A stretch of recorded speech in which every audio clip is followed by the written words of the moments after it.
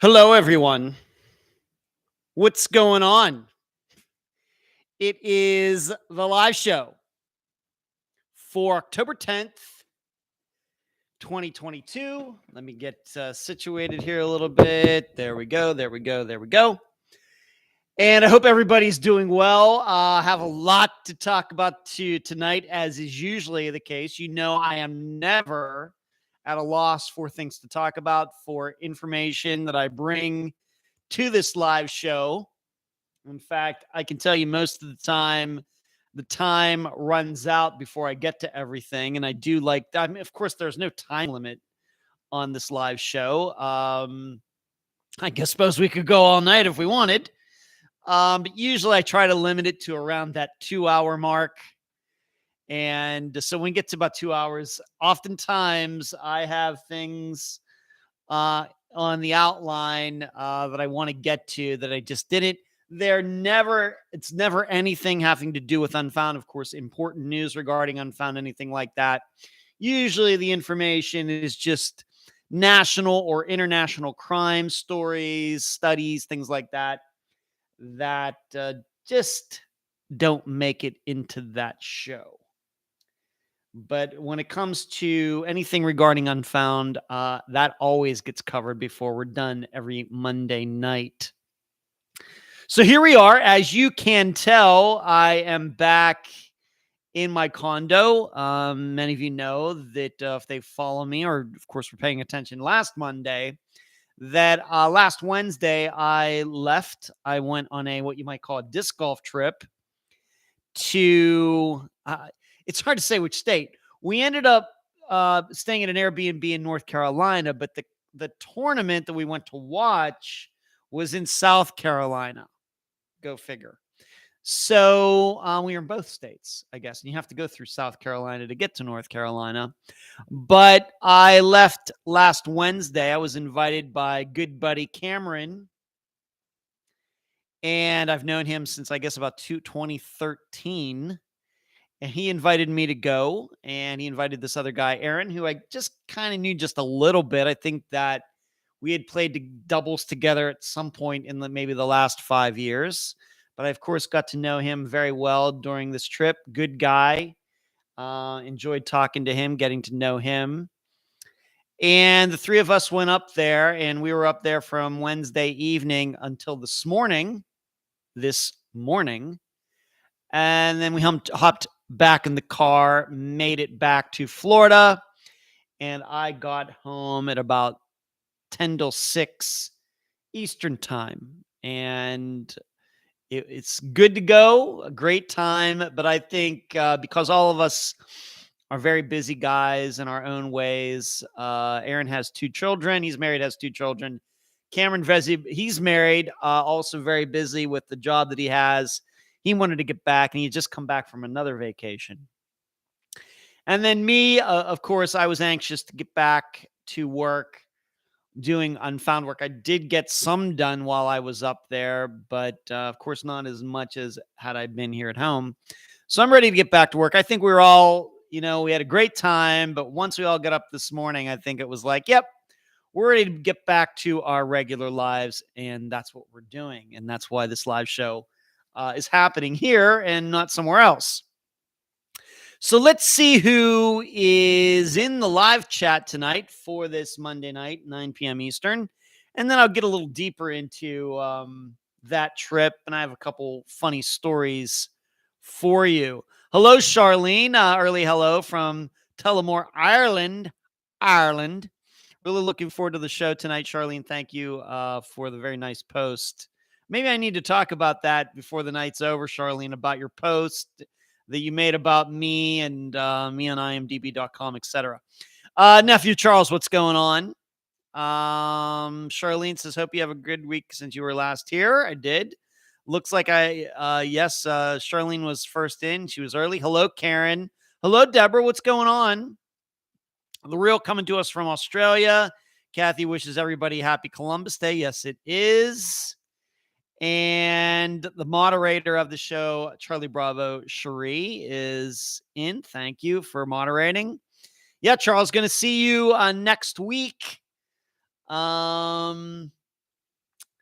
Maybe we should make plans to get together maybe on Wednesday evening, Charles. Hello, Twinkle. Good to see you, Leanne. Good to see you. Light Walkers live in Greensboro, North Carolina. I was just in North Carolina, as I just said. Light.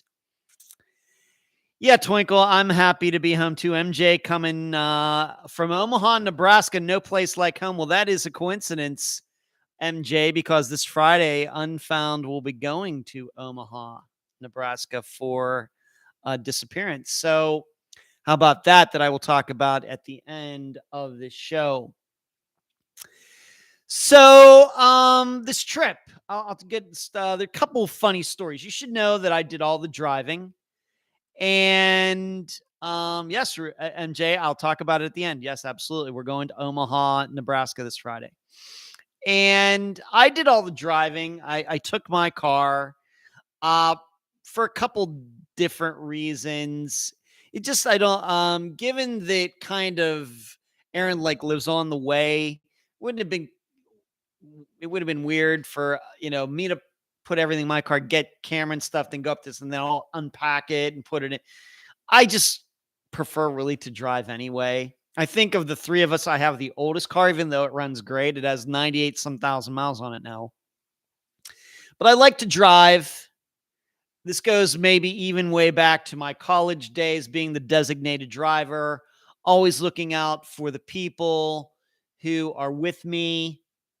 And it's partly that I have to admit, I'm a little particular about when I ride with somebody and how they drive. So there's that. So I'm a little bit of a control freak when it comes to that. In addition, although it doesn't happen all the time, sometimes I get car sick. Even just like when my brothers, Brian has picked me up to take me to the airport. Sometimes I've gotten kind of these headaches before I even get to the airport, which is a half hour away. And I can tell you one time when my brother Michael picked me up at the airport when I flew to Pennsylvania. Now it's like an hour from the airport to my dad's place. I got car sick on that trip, which was miserable. So I didn't want to take that chance of anything like that happening. So I'm just like, you know what? I'll drive. I'm happy to do it. And so I did all the driving and it was great. And, for everybody to get home in one piece, Aaron's home with his family. Cameron's home with his wife, Danielle. I'm home here in my condo. It was great. It was great. But there was one car story that I need to tell all of you. I did hit a curb while I was there. It was in the oddest of spots. We pulled into this Walgreens. The must have been on that Thursday evening after the first round of play that Cameron had to get something and I forgot to bring shampoo. Of course, I need shampoo, of course. And it wasn't in this Airbnb. So we pulled into this Walgreens and everything was fine. Well, when pulling out, for some reason, there was like a cement small curb between the enter and exit lanes, like a little island right between the lanes. I went right up on that. Didn't see it. Aaron, who was in the front seat, didn't see it. Cameron, who was in the back seat, didn't see it. And man, I hit that thing square on. Not with the tires, but like right under like the hood of the car.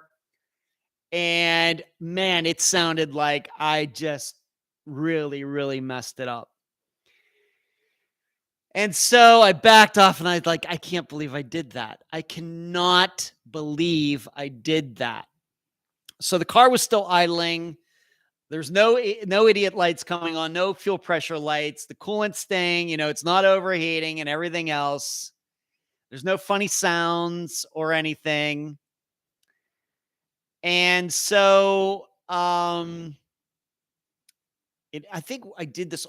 I didn't do it on the way after. Actually, it was Thursday morning because we were still driving over to the course for the first round. We get to the course, was like right across the street. And I'm afraid to even look. I am, because I pulled off, I got out of the car where it happened, and the car curb was not that high. It was probably like about that, something like that. But it was skinny, but it was that high. And got to the course, and I looked under there, And there is something like that's hanging down right now, but it might have been like that anyway. I have no idea because I never look under my car. But no damage to the engine, nothing. In fact, the car ran great. Did not hit another curb while I was there. Made sure not to do that. But I'm telling you, when we did it, it sounded like the worst sound in the world. I'm here to tell you. But it ran great. Obviously, made it back here. No problems at all. Now, probably there are some dings and things. And I will tell you that when we did go to this other course to play while we were there were some speed bumps, one of which I went over, and something did scrape under there as I was going over the speed bump. So there probably is something hanging down there, like a low spot now, but I'm not really worried about it as long as the car is running. That's all I really care about. But for a few moments there, few minutes, I was worried about how are we going to make it back to Florida if the car is messed up. So that is the funny driving story. And I think it probably could have been much worse. So this goes along with this car. This goes along with the many times I've hit my car with discs because I've parked it in the wrong spot when I've been throwing in a field or something. And then how I backed into a tree when I was at Masters Worlds, Disc Golf Masters Worlds last year in Orlando. I forgot that I parked in this field and there was a tree right behind me. And I was so ticked off about my round, I wasn't paying attention. I backed right into a tree and the bumper in the back's a little messed up. So this story goes with all of those, and the Hyundai just keeps going. And the only I've had to replace tires on it. Of course, I replaced the battery about 6 weeks ago. The brakes are still. I've had the car for over 60,000 miles. The brakes are still good on it. I have no idea. I used to replace brakes on my Taurus like every 20,000 miles. We're now 60,000 miles on the Hyundai Sonata, and I've not replaced the pads or the calipers. No stops great. No sounds. I don't know. Get the oil changed, and it just keeps running. It gets great gas mileage, even with the three of us and all of our luggage. I think I still got 35 miles to the gallon or something going to North Carolina and back with three of us, our luggage, our disc golf bags. How can you complain about that? You can't. So that was one funny story. Let me see what everybody's saying here. The real, oh my gosh, exact same happening to a car I was in the other day, and I was also in an island. It was an island in a parking lot. We also saw another car do the exact same on the same island curb. You spell the curb K-E-R-B. Aren't you cute? The real. Here in the United States, of course, we spell it C-U-R-B. But I have to tell you, in looking at that curb, once I pulled backed off the curb, it had been hit many times before. There were many scrapes and things. You could tell where it had been hit many times. Maybe not like I hit it, like straight on. Maybe somebody hit it with a tire or something, which might even be worse, depending on the height of the car. I mean, if I would have been in a Corvette, I don't want to even think what would have happened. But it had certainly been hit before. It was a very poor design, and all three of us were like, what is this curb even doing here? What is going on? So I'm hoping that you got out of that, whoever's car that was, got out of it with any problems, the real. Hello, Jody. Look at you with that emoji. Love that emoji. Hello, Marlene. Good to see you. TD said, this guy has driving control issues. I do, TD. That is true. I'm very particular about who I ride with and how they're driving, and I just am. So I have high standards when it comes to that. And I'd like to think that I'm a pretty good driver. I haven't had a speeding ticket since 2006, and I haven't had a speeding ticket in driving my own car since I lived in Pennsylvania, which is like 25 years ago. Even though I would say probably I do drive above the speed limit.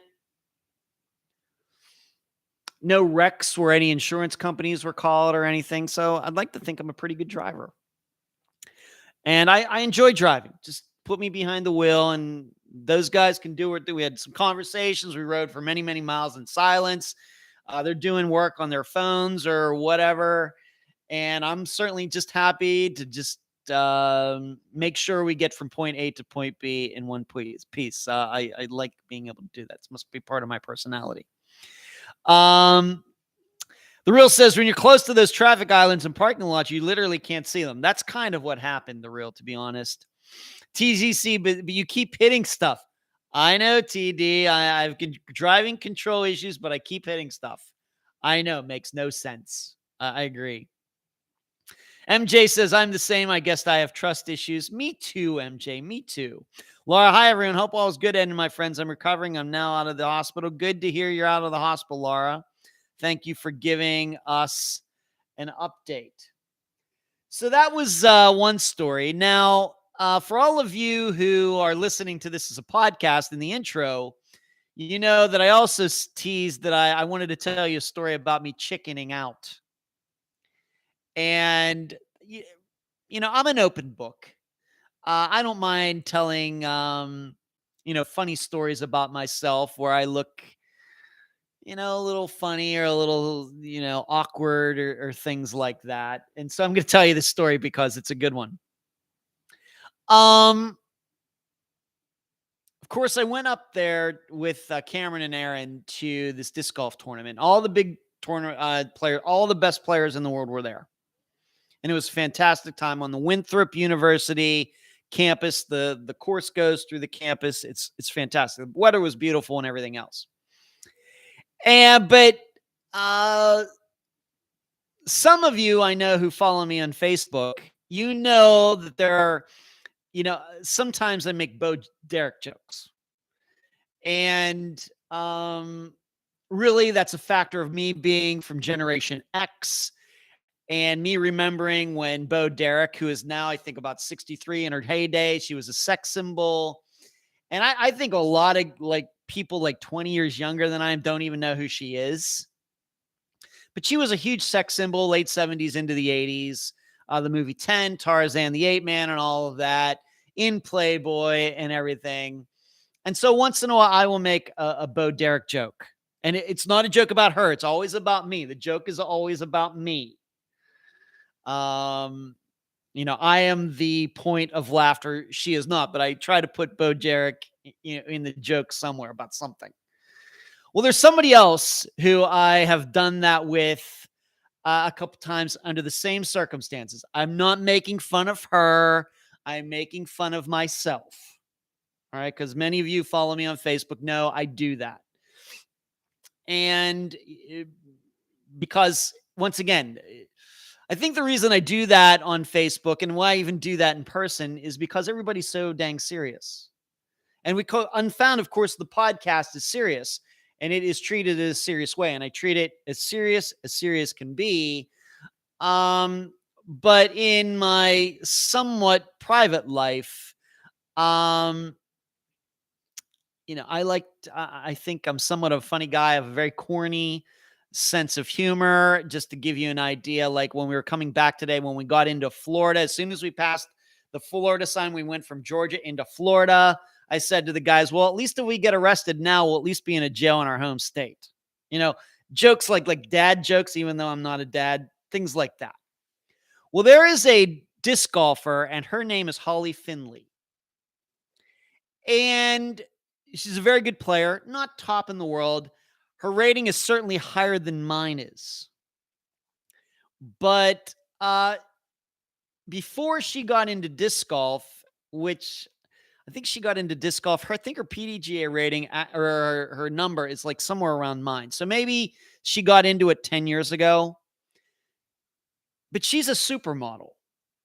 If you look her up like on Instagram or just do a Google search for her, you're going to find her disc golf stuff, but you're also going to find her modeling stuff, Holly Finley. And so, as you can imagine, she's a supermodel. What else do I have to say? So once in a while, I will crack a joke. And in fact, even in knowing that I was going to be going up to the USDGC this past week, I think last week or some point, I even made a joke about it, something about, once again, joking about going up there and maybe not even watching the Discovery, something like that. Maybe I'll just, she won't mind if I stalk her or something, do you think? Or something like that. Once again, joking. Just to be clear, joking. Because this is, once again, just how I sometimes talk about these things. So, wouldn't you know that I ran almost right into her at one of the tents that they have set up. And this isn't crazy for me to be, now you should know she's kind of like in my age. I think she just turned 40. So it's not like I'm making a joke about a 20-year-old or something. This is a woman who is kind of almost in my age range, not quite Generation X. So, I'm not getting weird there. But wouldn't you know that I just about ran smack right into her at this one tent where her sponsor is. Her sponsor is Innova. That just happened to be the disc I throw. She was at their store. And I wasn't even really paying attention. And I was like rounding like where some of the clothes were. She was coming like the other way. And I almost ran. We passed within feet of each other. And Cameron knows how I've, said these things. Once again, very joking. And, I looked back at him and he saw that I saw her and and I didn't talk to her or anything else, but I wanted to say something to her, totally chickened out. I was going to, of course, be very respectful and, or something. But once again, in that moment, I felt like an 8th grader at a junior high school dance at 52 years old. And it's just me. That's just kind of who I am. I don't want everybody to think that because I do this live show and of course I interview all these people and I've done 300 some episodes. I still have to think that in many ways I am a little bit socially awkward. And maybe it's because I have lived by myself for so long. And then, on top of it, just really when it comes to relationships and things, I'm probably not the best and everything. So I ran almost right into her right there. Like it's not a store. It's like it's like with memory. It's with discs are there, clothes are there, towels are there, pictures are there, things you can buy in the Innova store that was set up on the site of this tournament. And it should make total sense in the world that she is there. And I don't even know what she was doing there, but I had a chance to say hi to her. I had a chance to, because she did write something funny on her Instagram back in the Masters, because she was at Masters Worlds like I was back in Illinois, because she's 40 years old. Well, nobody knew that she was 40. If you look at her, she doesn't look 40. She looks like maybe she's 30. And so when she showed up to play at Masters Worlds, you have to be 40 years old to play there. And so she made some joke about herself, about how she got like some exemption to play like with the older people or something, which of course she didn't. She's 40 years old. So she has a really great sense of humor. It's probably something I would have said if I was in her position, but everybody knows I'm 52. So once again, it was just awkward. It was just really, really awkward. And for those moments, like I said, I just felt like a teenager again, or even almost preteen, and wanting to call some girl on the phone and not being able to dial the phone, punch the numbers into the phone, going back to the days when phones were still on walls. So it was just kind of funny. And I wanted to say something to her about what she wrote back in July, because it was absolutely hilarious. Because once again, she showed up at that tournament and everybody's like, what's Holly Finley doing here? At least for most people. I mean, most people who, know her will probably really know what her age is. But for most fans of her who watch her, know she's a disc golfer, men or women, I'm not sure how many of them really knew that she was 40 years old. And so they were all stunned, I think, when she showed up. And so she made a joke about it, which shows a great sense of humor, great personality and everything. And I wanted to compliment her on that. And I just totally froze up. Just totally froze up. So that's how I chickened out. And then I saw she walked off, and she was playing in the tournament. The women were playing too. They were playing in the morning, men in the afternoon. And then she walked off, and she was with some other guy. I'm not saying they're a couple or anything, but you have to understand a lot of these pros tour together, both men and women. Even though they're not a couple, they'll tour together to save on expenses. And I think she was with her touring partner. They were going around to each of the store, the little locations there. And that was the only time I saw her. That must have been on Thursday. Must have been on Thursday, that first day. I didn't see her after that. So that is how I chickened out. So the intro, once again, for all of you listening to this as a podcast, the day after this is live, you now know what I am talking about. But you can look her up. She's a very good player. Like I said, been playing for about 10 years. Her rating is much higher than mine. I have no problem with regarding that as a man. No problem with that at all. In fact, all those pro players, women, have a higher rating. They're all better players than I am. It's just fine. So that's what happened. But it was a great time. But me and the guys had a little bit of a chuckle after that, because as soon as I saw her and she went by me, I turned around to my buddy Cameron. Aaron doesn't know me as well, so I turned around and looked at Cameron. He looked at me, and we gave each other that look. It was pretty fun. So there you go. So that's my chickening out story. So what's everybody saying? Deborah says it's lust. That's funny. Everything you need to get out more, Ed. I try to everything, but I'm usually not successful. Leanne says you're only human, Ed. That is true. Twinkle says that's a sweet story about Holly, Ed. It is a story. Yeah, it was nice. So please, you can look her up, and then you can judge for yourself, and you can Google and see what she's all about. So there you go. I should remind everyone, now that we're almost a half hour in, please give this video a thumbs up. Please do that. Please do that. Please do that. And become a subscriber right down here, the button in the bottom right-hand corner. And what else can you do? You can become a Patreon member, patreon.com/Unfound Podcast. And if you'd like to go that one step further, just hit the join button down below and become a member.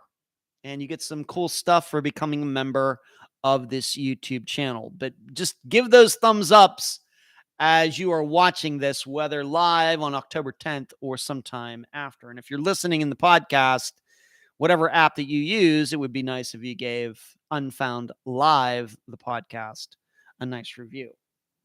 So moving on, other things that are going on with me. As I talked about last Monday, maybe a couple hours before this live show started last Monday,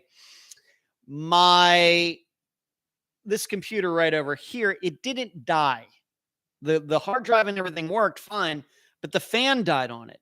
And if you don't know, these laptops, that they have fans in them because to cool everything down. And if the fan doesn't work, it's a very good chance if you try to use a computer long enough, you'll just fry it. It'll just go hot and things will start melting. And so I had to order a new fan for it. And I found a YouTube video on how to replace the fan in this particular laptop. So I ordered the fan last Monday night. It got here while I was gone. I got here this evening, put the new fan in it in less than 5 minutes, and the computer's working again. Boy, did I get off light. And the fan's only like $20 or something like that from Amazon. And this video that I watched online was perfect on how to take this particular laptop apart and the screws and everything and pop everything off and how to disconnect and put the other one in. Just went as smooth could be. Thank goodness. Thank goodness. But on the other hand, this Hewlett-Packard laptop is not even a year old and the fan went on it. So I guess I should just be happy that the hard drive or something just didn't go like it did on not the computer before this, but the computer before that, which was a Dell. After only a couple years, the hard drive went on it. Luckily, I was able to salvage everything. That was about a year after I started Unfound. And then the Dell that I got after the laptop before this one, the keyboard went on out. I'd try to type and it would start typing all these weird letters and numbers and everything. So I had to get this one that I have now. And then in less than a year, the fan goes. Luckily, it was a cheap fix. Whereas during this entire time, I've had this MacBook. I've had 3, PC series laptops in the same period that I've had one MacBook. Now, granted, this costs as much as 3 of those PC laptops, but it's still going strong. I don't know, after 6 years or something. So, but I got that fixed. I talked about that last week, and I am so happy. You don't know how happy I was when I put it back, that new fan back in, turned it on, and the fan just kicked right in, and it's sitting right here and doing well. Thank goodness. And then maybe the final thing is that I got to go to the dentist tomorrow. This is a planned follow-up from the bridge that I'm having done, getting done over this bottom left-hand part of my mouth.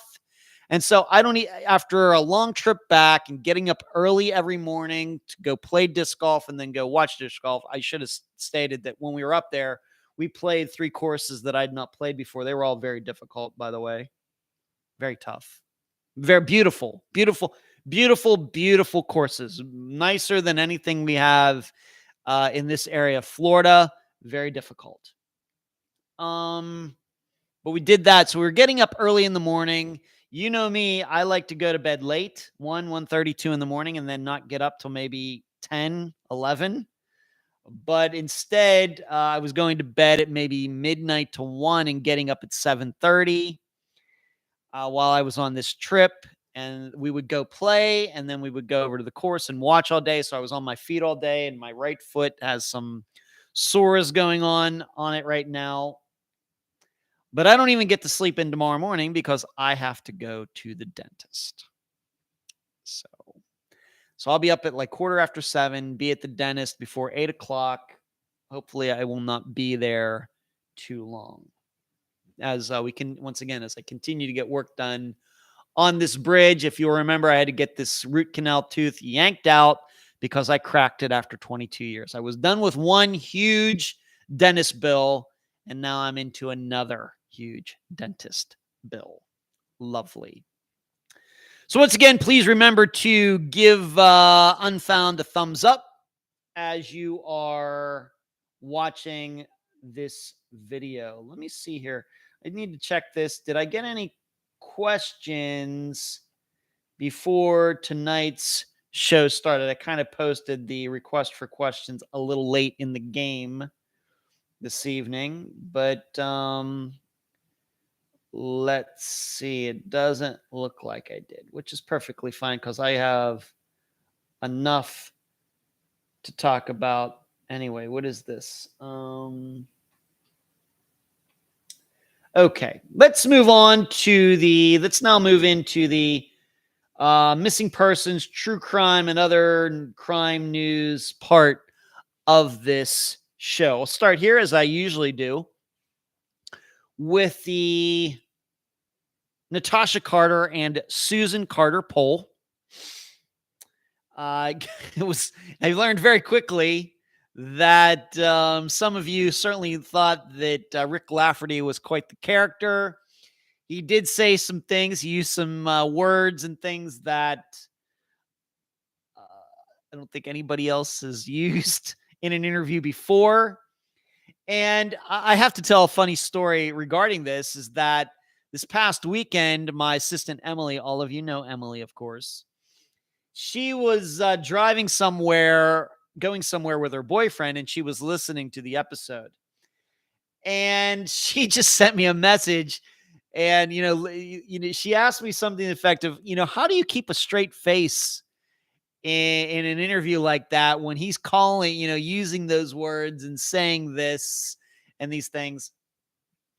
And I just told her that I keep a straight face because instantly I'm thinking, is this something that I'm going to be able to leave in the interview or not? Am I going to have to bleep it out? Or is what I usually do. Of course, I mute it because, I don't know if you realize this, but once in a while, some guests may drop an S-bomb or an F-bomb or something like that.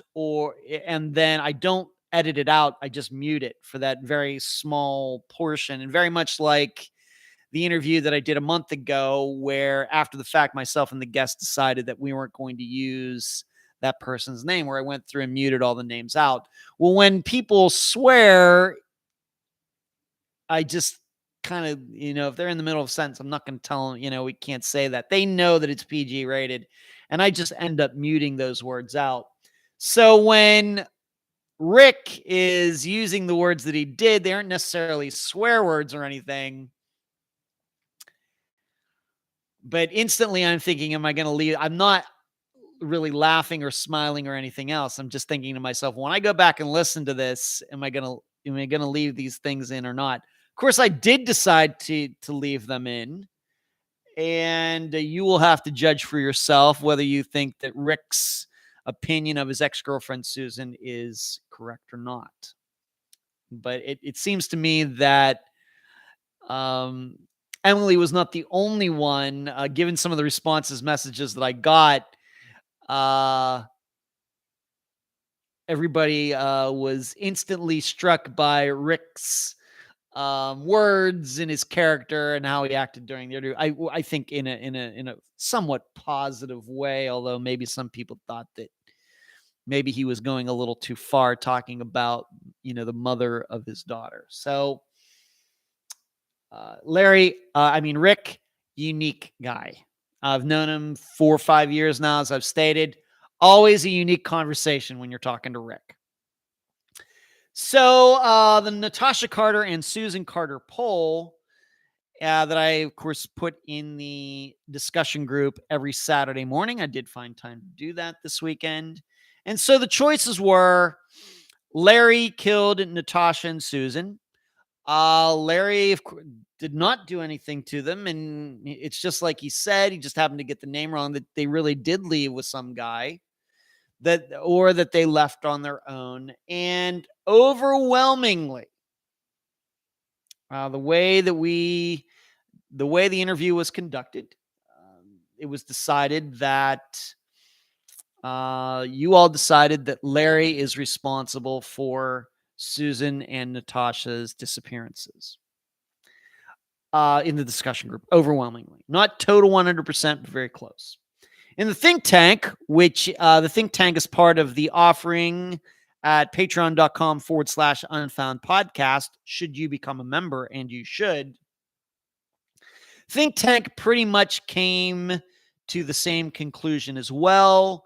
There were a couple people who were critical of Rick and thought he was a little bit of a cad, and maybe, thought that he might have been exaggerating on some things. But even so, those people thought that most likely Rick is most responsible for Natasha, totally responsible for Rick, or for Natasha and Susan's disappearances. What was tough about the think tank is we really could not come to any solid conclusion why, if he did it, then why wasn't he more prepared with a story when Rick called? Why did the names change? And this is a topic that has come up before. And of course, I hope to do Unfound for a few more years. And I'm hoping eventually to come to some solid conclusion of these situations where it looks like, as just an example, a husband causes a wife to disappear. He kills her, maybe planned, maybe not planned, heat of the moment, passion, something like that. And then when family or friends come a calling, the guy just isn't prepared to give like a solid story. I mean, story. He eventually has to realize that somebody's going to ask about his wife, right? I guess the best example will continue to be Angela Green. I use her as the example in the presentations that I do at universities. That he just told these stories that he could not back up with any facts, and they were totally outrageous. Why does this happen? So when it comes back to Larry, I think that this is one of the reasons that I think most people came away from the episode thinking that he did it, because the stories that he told just didn't make any sense. Well, it was Manuel. No, it was Jose. He didn't seem concerned that the both of them didn't come back. Like I said in the summation of the episode, I could be very open to the idea that maybe he didn't want them to come back. Maybe he married Susan and figured out, oh my gosh, what a mistake that I made. And when she decided to take Natasha and go off with some other guy, that might have been the answer to Larry's prayers. And that's why I wasn't too worried about them coming back. Certainly possible. But that he didn't get the names right, and that he didn't, if he's bitter towards Susan, I think we get that. But a 10-year-old girl is involved, and Larry has just been unhelpful. I think that that's really pushes people over the edge. I think it does. And of course, then for me, although the Patreon blog is not finished yet, I still have about 1,000 words to go. Just wasn't able to do as much writing this weekend as I usually do for obvious reasons of being up there for this disc golf tournament, watching and playing recreationally. I want you to know, even though I'm not finished, I will give you the general idea that I think that Larry is responsible too. But if you'd like to read that, how I get to that in my own way, please sign up to be a Patreon supporter at patreon.com/Unfound Podcast. But I still don't think by the end of this, I'm going to have any good answers to why. If I believe Larry did it, then why wasn't he prepared to give a more solid story when Rick called?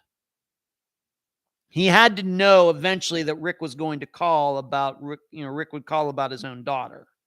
Might not be calling to talk to Susan, but surely he would call because he's interested in, what's going on with Natasha. I'd like to talk to her, see how she's doing. And that's the response that he gets. So that's really all I want to, get into at this point. I'm not going to go through all the ways that Larry could have done that. But that was the consensus in the discussion group on Facebook. If you're not a member yet, you should be. It was that Larry did it. The think tank says Larry did it. And me, myself, and I think that Larry did it.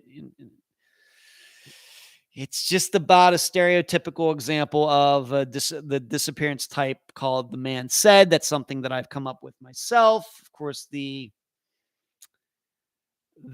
complicating factor in this is that a 10-year-old girl is missing as well, which has not been the situation in any of the other The Man Saids that we've covered on Unfound. And that's why the episode was called A First. Hello. Going back to what Rick's language, the real says, the kind of language is just polite dinner conversation in Australia. Don't we know it, the real? And Coffee, good to see you. Thank you for tuning in tonight on October 10th, 2022. Moving on. I'm going to be releasing the next Unfound Now. In fact, I'm going to have an Unfound Now story here before we're done tonight. The Unfound Now came out for members of this YouTube channel last weekend, and will be released to all of you tomorrow, so be looking for that. I will, of course, post a link in the discussion group on the page. There will be a link on the website, theunfoundpodcast.com, on Twitter, everywhere that Unfound is. So once again, be looking for that.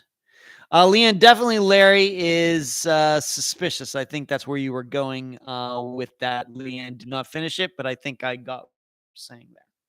So Unfound Now, the monthly series that I do on recent disappearances. The next one, for at least the public, will be coming out tomorrow. Once again, for members of this channel, they've been able to view it since last weekend, like 8 days ago. Moving on, one more thing before I get into some national news that's not connected to Unfound. Tomorrow or next week, a week from tomorrow, I will be going to Greeley, Colorado once again. The dates have changed. I think I might have given you different dates last week, but they've changed. I will be leaving on the morning of October 18th, so a week from tomorrow, and I will be coming back the night of October 20th. So leaving on a Tuesday morning, coming back on a Thursday night. In fact, I think my plane lands on that Thursday at like 11:30 p.m. or something. And so I think that means that I will be up on the stand on Wednesday, maybe even possibly into Thursday. And we'll see how it goes. And so I'm not staying there quite as long as I did last time. If you will remember, I left on a Wednesday morning and didn't leave till a Saturday morning. So this is like one less night in Greeley. And on top of that, I think I'm staying at a different hotel than the first time. The hotel I was at before the first time was all booked up for some reason. So there won't be that easy, I don't know, just walk across the park to the courtroom. I've been told that the hotel's like 3 blocks away, and I really don't mind walking that as long as it's not raining or snowing. That is, so we shall see. So what does this mean? The live show will still happen, and I do plan to have some sort of episode that'll come out next Friday. Maybe I'll re-air the Steve Pankey interview once again, just like I did last year. Hard to say right at this second. Maybe I'll get an interview done this weekend. That would be nice. Maybe I'll be able to do that. Either way, I should be able to work on the episode in Colorado. I'm being able to record anything, but as long as I can edit or thing, that'll be fine. So let's move on to some national crime news that caught my attention. Here's the first one. It's a story that comes out of California, and this is just how easily abductions can happen, even when there are multiple people and who are abducted, and it's all done by one person. I think this is something that we have to remember when we think about disappearances, whether, could something have happened this way? Could something have happened that way? Oh, no, it could have, there are multiple people there. It couldn't have happened that way. Well, this might kind of fly in the face of that. Members of a California family were kidnapped at gunpoint and have been missing since Monday, so last Monday. They have been found dead, according to Merced County officials. Merced County Sheriff Vern Warnke said on last Wednesday, that their worst fears have been confirmed as deputies found the bodies of each of the 4 family members, including an 8-month-old baby. Early on Wednesday, authorities released surveillance video from their business in Merced, California, that showed a man kidnapping the baby, her parents, and her uncle. So one guy was able to do all of this. The video showed the suspect initially walking by the property before entering and talking to one of the men. Moments later, the video shows the suspect leading the 2 men whose hands were zip-tied behind their backs out of the business trailer and into the back of Ahmed Singh's pickup truck. The suspect then led Jaspreet Singh, who was carrying the baby, into the truck as well. He then drove away. Warnke previously said the suspect made no ransom demands. though he believed the crime was financially motivated. Family members said nothing was stolen from their business property. The discovery of the bodies comes the day after California authorities arrested a convicted robber believed to be responsible for the kidnapping, and 2 days after authorities located the stolen truck on fire outside Merced. We often think that there is safety in numbers, and in fact, that was the theme of a Disappearance, Kyle Fleischman's. That you go out as a group, you're safe, you stick together, nothing can happen. That's not necessarily true, and this proves it. You would think that. Now, I realize this guy who kidnapped them might have had a gun, might have had a knife. I've not seen this video. Maybe it's out there. I've not seen it. But he might have had a weapon. But the baby, Deborah, the baby was killed too. The baby was killed too. They're all dead, all 4 of them. But there is only safety in numbers if somebody is willing to resist. There's no safety in numbers if everybody's just going to go along with the one guy who shows up with a gun. Now, it's easy for me to talk, or easy for any of us to talk, because we're not there in a situation right at this second where you're with friends, you're hanging out somewhere. Let's just say that you're at a Starbucks and you're outside just drinking your coffee, just having a good time, and somebody shows up with a gun, and the 3 of you are sitting there, and this guy says, all of you better come with me or else. And at that point, there is no safety in numbers. See, the whole thing about safety in numbers is the thinking that, well, if I'm hanging out with a group of people, surely somebody wouldn't be stupid enough to try to do something to us. Well, maybe, maybe not. Yes, the odds decrease, but they certainly never get to 0.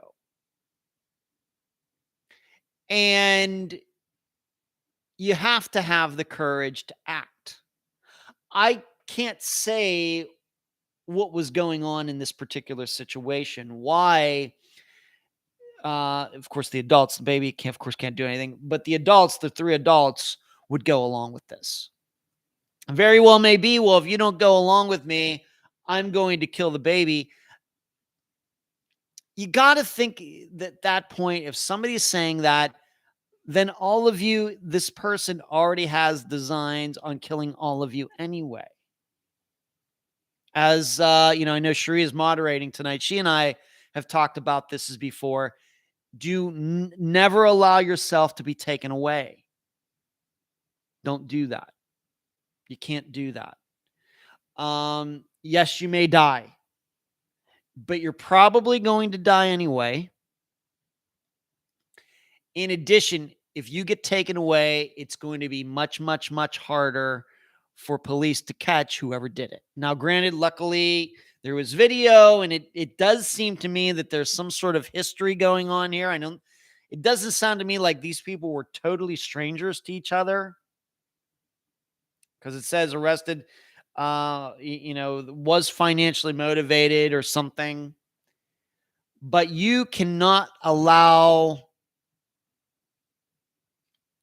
yourself or your group to be taken away. It's just, I know you just say it. I know you're going to kill me anyway. Just kill me right now. You can beg for your life and everything, but we know at some point that stuff doesn't work.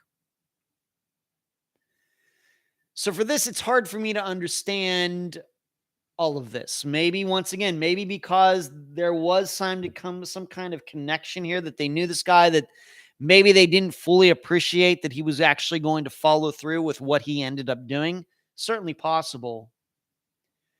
But if you follow, like I follow a couple self-defense channels on YouTube, like Active Self-Protection, and I follow some gun channels and Defend Yourself with the Gun channels. Those types of, I watch a lot of videos on those, on on those channels. And one of the things they say, when somebody threatens you with a gun, you got to believe that they aren't afraid to use it.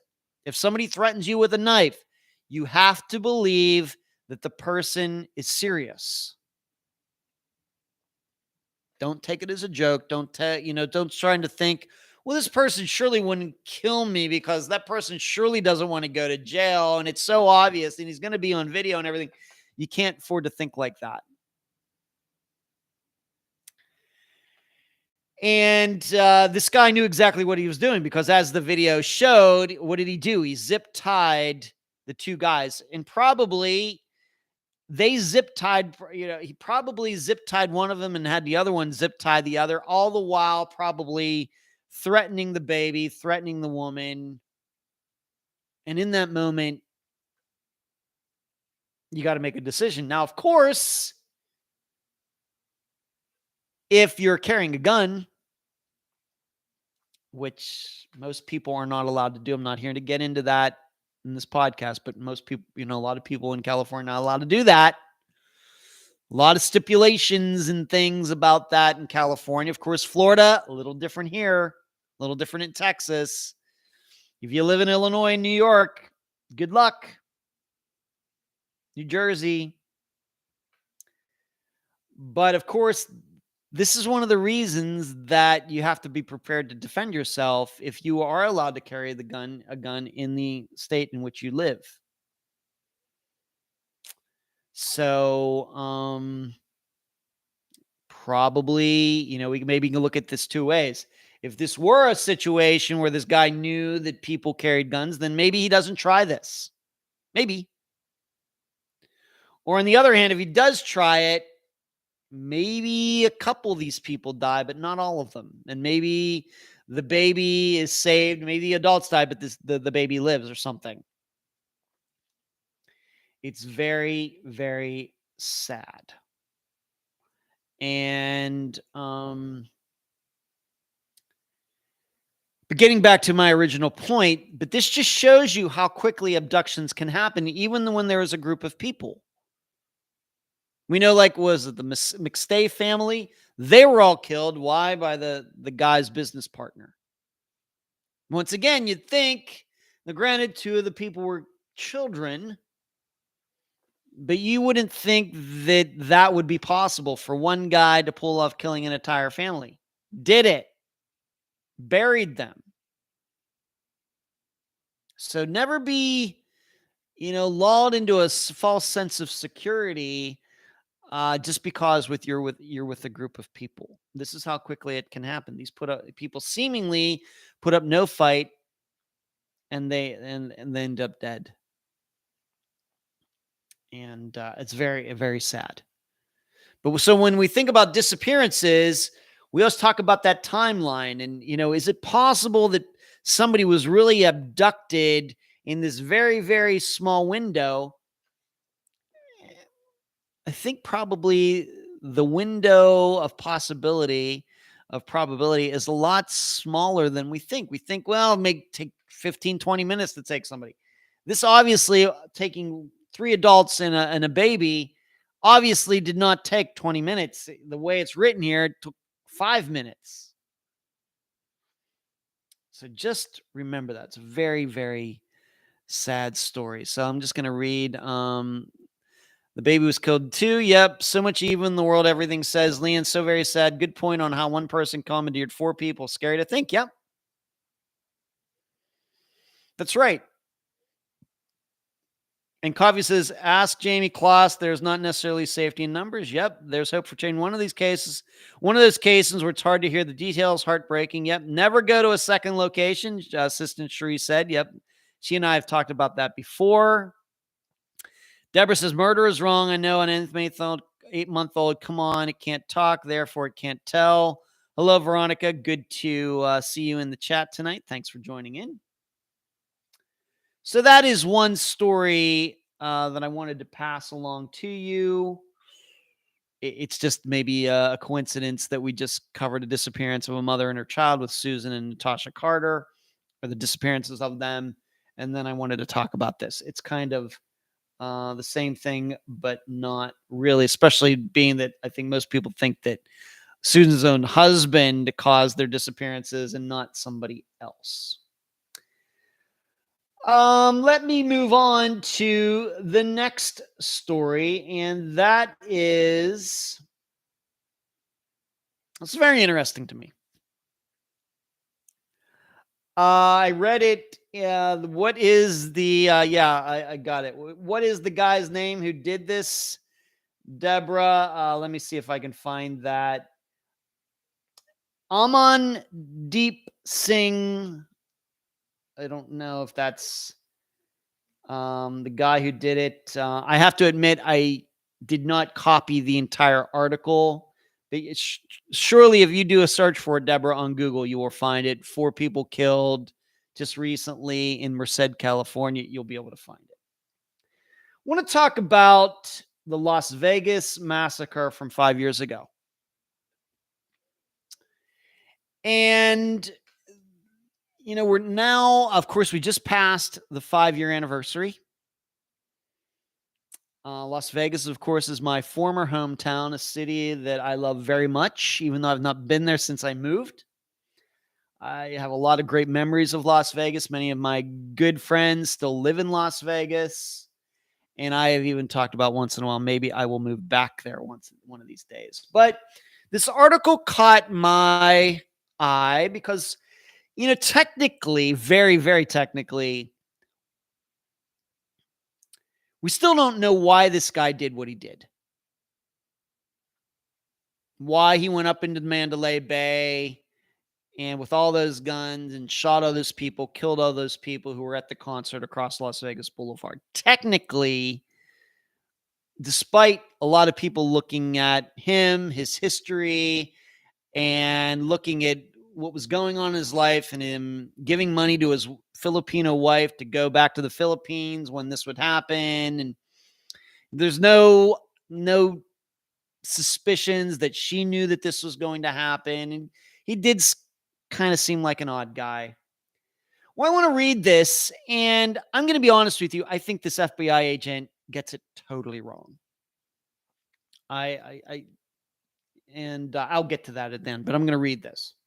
Former FBI Special Agent John Guandolo told Turning Point USA in a recorded interview that there's a 90% certainty that the Las Vegas attack was a jihadi operation, and Stephen Paddock was the conduit through which the terrorist organization attacked America. So essentially what they're saying is this was a Islamic terrorist plan. Okay. Once again, I'm reading this, not agreeing with it, so just bear with me. In the interview, Guandolo said, when you look at what actually transpired and put it together from a counter-espionage attack and counter-espionage look, the probability that it was an ISIS attack is well over 90%. He said the special agent in charge of the Las Vegas FBI field office, I used to know somebody who worked in the FBI office in Las Vegas, by the way, got angry and dismissed it. And when presented with the information, FBI headquarters in Washington, D.C. dismissed it out of hand. Guandolo says he'd been asked to brief a couple of people, members of Congress and others. He said the FBI, both in Washington, LA, and Las Vegas, that participated in that investigation can't even begin to think of it as a jihadi attack because, number one, they still don't understand what that actually means. He continued. They don't understand what actually happens, and they have no desire to understand what happened. So their knee-jerk reaction in these cases is always to dismiss that and point in a different direction because they've been conditioned to do so. He concludes, it only points to an ISIS attack. It does not point anywhere else. ISIS claimed responsibility for the attack 5 times. They said that guy, he's our guy. We hail him. He's a martyr. Moreover, Guandolo said it's more than that. There's one of the key guys that's part of that attack claimed to be a gay Australian guy.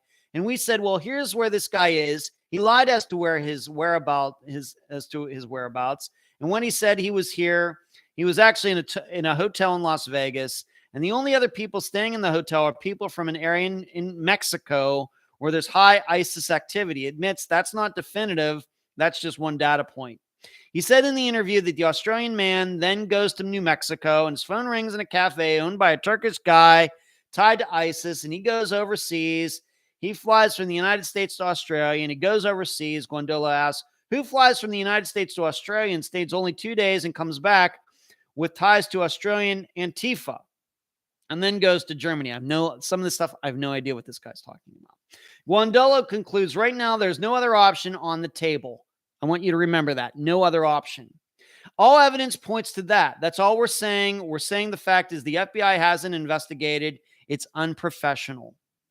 We'll say one thing for this theory. It makes more sense. And then this is something, I'm not going to read that. I couldn't disagree with this more. Here's the problem that, I realize this is a retired FBI agent. He is supposed to know more about crime and general crime and terrorist organizations and attacks than I do. All right, he should. But here's what I think I've learned about disappearances over the last 6 years. Nobody needs any reason to do anything, at least not any reason that is observable. Now, if we were in these people's heads, then we'd know exactly why they were doing what they do or what they did. But I continue to say, this is, I was just talking about this with my buddy Cameron on the way home. After we dropped Aaron off, he was talking about, Cameron was talking about his work, and he manages a lot of people. And some of the things he was saying echo a lot of things that I've said about disappearances. And one of those is that you can't expect people to act in logical ways. In addition, what may seem illogical to us may seem totally logical to the person doing whatever act that person is doing. In addition, just because you see somebody acting some way does not mean that's what's in their heads. All right, maybe to just go to example I talked about 30 minutes ago in a much lighter tone, me running into Holly Finley. The way I acted toward her was certainly not what I was thinking up in my mind. Certainly not. Now, she probably went by me and forgot about me as soon as I passed, and she's on with her day. She's signing autographs. Everybody knows her and everything else. She just thinks I walked past her and just didn't do anything. And she would not know what's in my head. But in my head, of course, wanted to talk to her, didn't. So my thoughts were different than my actions. And so getting back to this, I don't know why we're also always dead set on trying to logic. Some of these things are not logical. Except in that person's mind, as twisted as that person's mind is. People do things for no reason that is observable. They just sometimes do things just to be evil, just to be dirty, just so they can get away with something. Those are not, although they are reasons, they are certainly not reasons that would be observable. That you could look at emails or Facebook posts or Twitter and Instagram, compile a bunch of information, and there could be nothing on any of it, and the person still does something. So when I think about disappearances, we know that there are disappearances that have happened that it's just hard to understand. Just impossible to understand knowing the facts that we do. Crystal Morrison calls for a ride, isn't there when a ride gets there. How do you explain that? She wanted a ride home. Most people, when they call for a ride, they stay there and the person shows up, you get in the car, you go home. She called for a ride, she wasn't there. Or we can look at it from a suspect point of view, like I was talking about earlier when it comes to like Larry Webb or Angela Green's husband. There is no logical reason that he would tell the stories that he did to his own daughter, to Angela, his daughter, and to investigators and everybody else in Angela Green's family. The stories that he told make no sense, but he told them. So to labor to try to find logical reasons for these things, once again, the only logic that we can ever get out of any disappearance is if we suspect that it was foul play, that whoever caused it wants to get away with it. That's it. That's it. Now, some people don't want to get away with it. This guy, Stephen Paddock, obviously did not want to get away with his crimes, with murdering all those people, because he had no escape plan. He was there when Las Vegas Metro showed up. He didn't take them on a car chase or anything else. He knew as soon as he would start shooting that the police would show up and he would not be getting out of there alive. And in fact, he ended up killing himself. So I totally reject all of this simply because this Guandolo guy is looking for some logical reason. Obviously, he doesn't know that a lot of people in this world just do things for no reason, just for the fun. Even though it's horrible, they do it just for the fun of it. What do we think Columbine was about? What do we think about these school shootings? I realize a lot of these kids were bullied. Well, a lot of them weren't too. They do it to get attention. We can go back to the 1960s. I forget the guy's name, but the guy that shot up that university from the water tower. They talk about it in the movie Full Metal Jacket. He was a Marine, but he was having some issues. He ended up killing did he kill his mother or his family or something? And then he goes to the school, goes up to the water tower and starts shooting at people randomly. Was that a terrorist attack too, former FBI agent?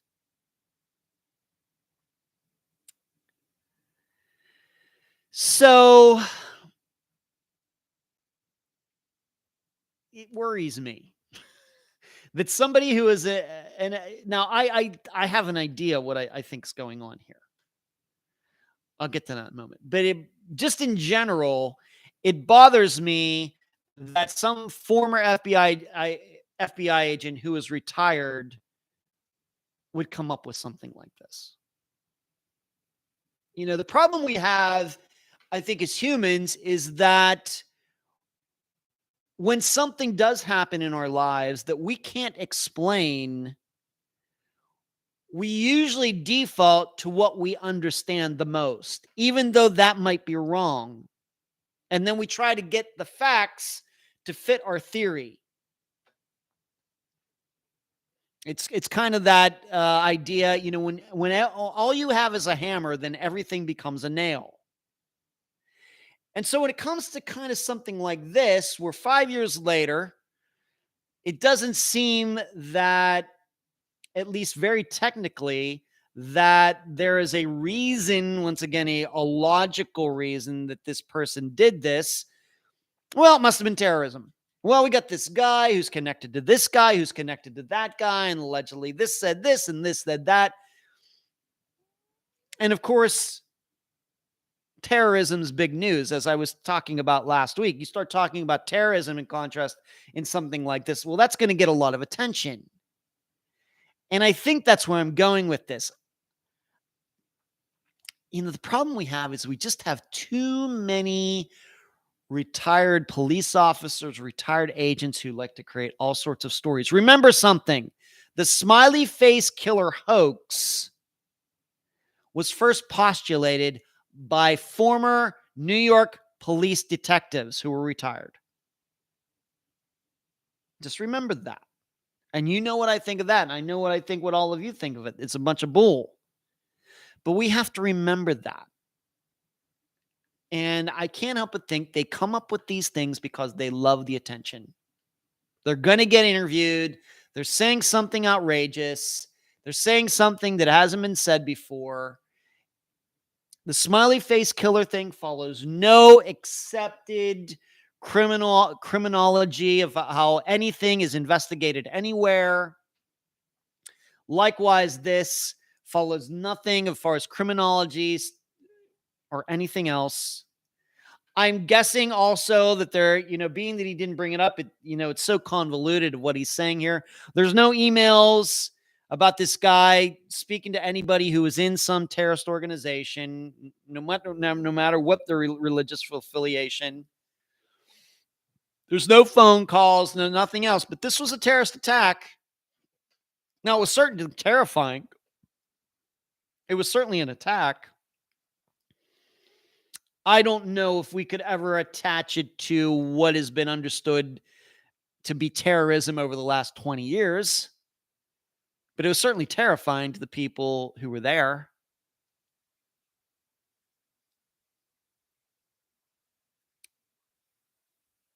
So, some of these things, what I would say about Stephen Paddock and why he did it, is because I think his life was just going downhill.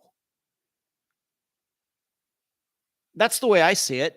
And he wanted to go out, no pun intended, with a bang. He was a big shot. He was trying to be a big shot, high roller, doing this, doing that, being a big shot, getting attention and all this. And then it was all going away little by little. That's what I think.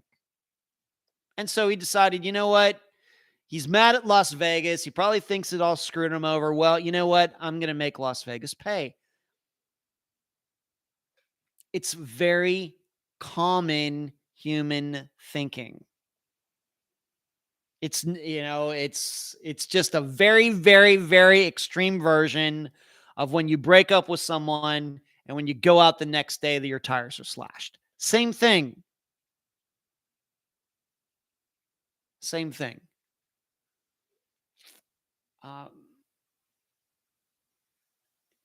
It just bothers me that somebody in this position would say something like this. As I have, and I have it written here in my notes, you can go to YouTube after the show, of course, and you can watch thousands, if not millions of videos of crimes being committed because of security cameras, the video that ends up on the internet. You can watch thousands, if not millions of videos of crimes being committed for no reason. We hear about all these things, these stories today, at least I see them. Woman walking down the street is punched in the face by a passerby. I have to ask this FBI agent, is that a terrorist attack?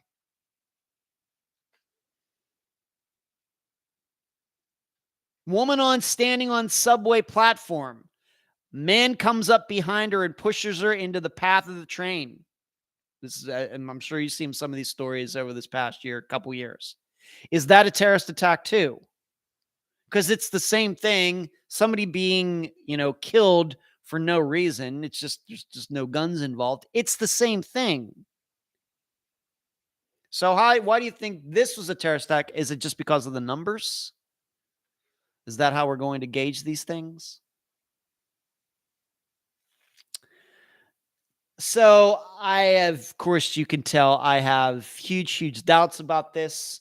I don't like it when crimes like this are covered this way. It sounds to me like this guy just likes to hear himself talk too much.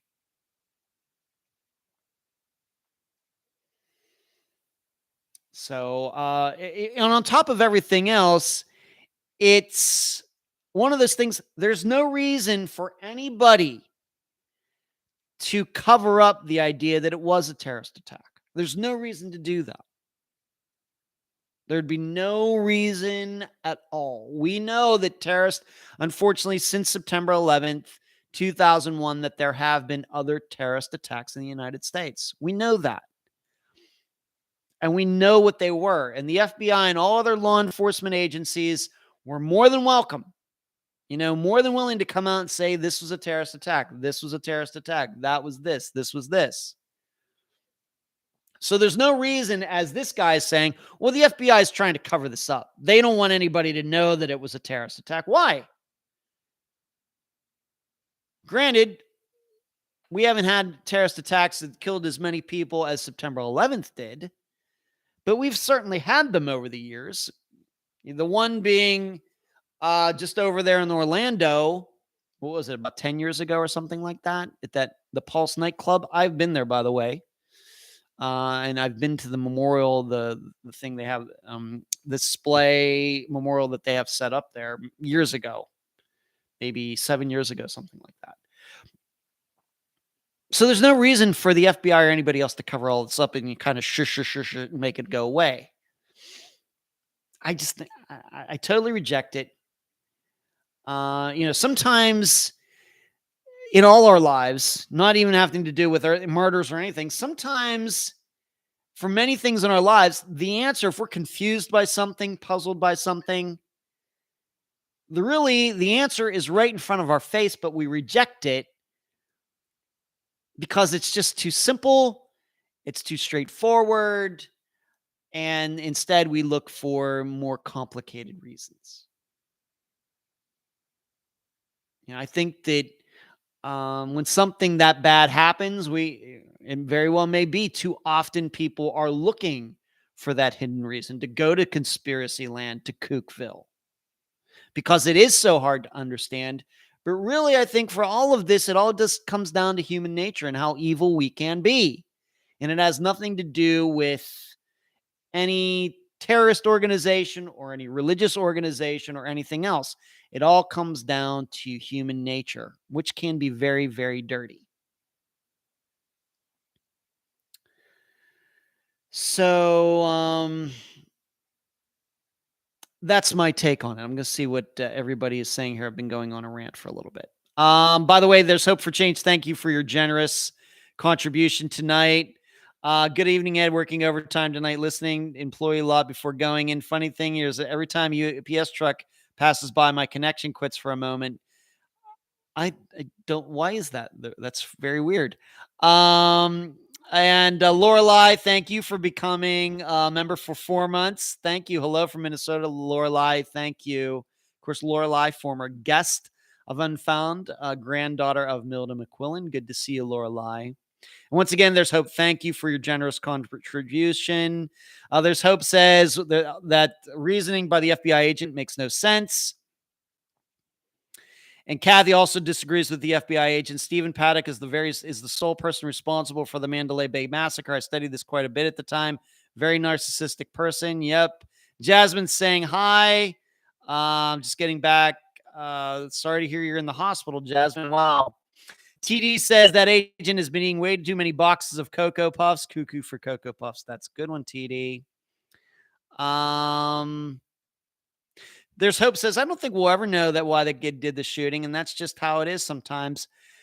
I guess what we're saying there's Hope is there's nothing that we're ever going to find on paper. There's not going to be any smoking gun with an email or anything like that. Instead, all we have to do is look to human nature, what we think we know about ourselves, what we think we know about human behavior. We tap into that, and then this all becomes very clear. This is a guy, as I've stated, as Kathy wrote, and some of you probably think the same way. This is a guy who the lifestyle to which he had become accustomed was going away, and he couldn't handle it. Now, why? And I think, once again, I think he was better toward the city that gave him so much. And he took it out on a bunch of these people, many of whom were not even from Las Vegas, but they had come in from California for the concert. Leanne said, had thought possibly the FBI knew the true reason of the Las Vegas tragedy, but keeping it hidden. Truth may be just evil was my thought. Once again, there's no reason for any law enforcement agency anywhere in the United States to cover this idea up that this might have been a terrorist attack. No reason. We know these things happen. My perception is they haven't been happening much lately. But certainly we have had we know that Americans have been attacked overseas. We know how for a while there we were getting those videos of people having their neck slit and all of that. And luckily all those people were doing that eventually got caught and killed.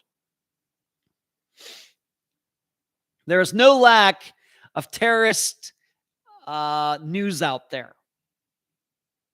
There's no reason to cover this up and say Stephen Paddock, was something else when he was really,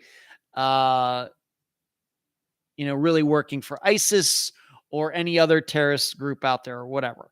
There's no reason for them to do that.